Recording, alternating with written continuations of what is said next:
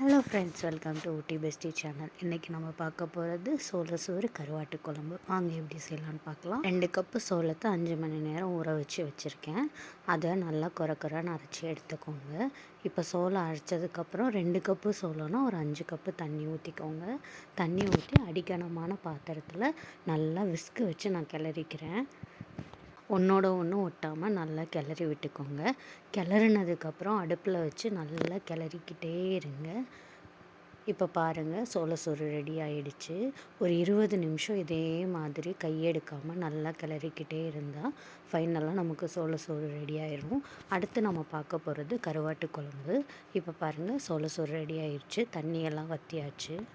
சோறு கருவாட்டு குழம்பு காம்பினேஷனும் நல்லாயிருக்கும். கருவாட்டு குழம்பு செய்கிறதுக்கு 3 மீடியம் சைஸ் தக்காளி, 2 மீடியம் சைஸ் பெரிய வெங்காயம், 1 கை கருவாடு, கத்திரிக்காய், உருளைக்கிழங்கு, கருவேப்பிலை, மிளகாய்த்தூள், மஞ்சத்தூள் எல்லாம் எடுத்து வச்சுருக்கேன். இப்போ நல்லெண்ணெய் விட்டுட்டு தாளிப்பு போட்டுக்கணும். கடுகு, உளுந்தம்பருப்பு, கடலைப்பருப்பு எல்லாம் போட்டுட்டு பொரிஞ்சதுக்கப்புறம் கருவேப்பிலை இதோட ஆட் பண்ணிக்கணும்.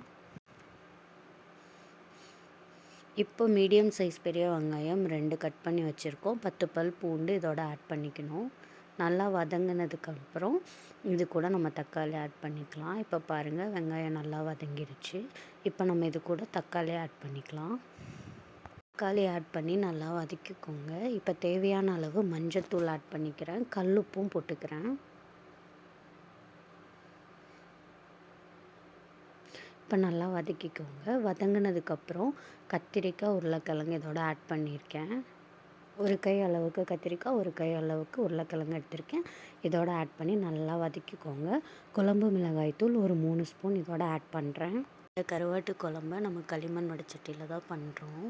ரொம்ப டேஸ்ட்டாக இருக்கும் கருவாட்டு குழம்பு இந்த பாத்திரத்தில் பண்ணுறனால. இப்போ பாருங்கள், கத்திரிக்காய், உருளைக்கிழங்கு நல்லா வதங்கிருச்சு. கொஞ்சம் லைட்டாக தண்ணி விட்டுட்டு புளிக்கரைசல் நான் எடுத்து வச்சுருக்கேன். ஒரு மீடியம் சைஸ் எலுமிச்சம்பழம் அளவுக்கு புளியை நல்லா கரைசி எடுத்து வச்சுருக்கேன். இதோட அதை ஆட் பண்ணிவிட்டு உங்களுக்கு வேணுங்கிற அளவு தண்ணி விட்டுக்கோங்க. அதுக்கப்புறம் 1 கை அளவுக்கு நெத்திலி கருவாடு க்ளீன் பண்ணி வச்சுருக்கோம்.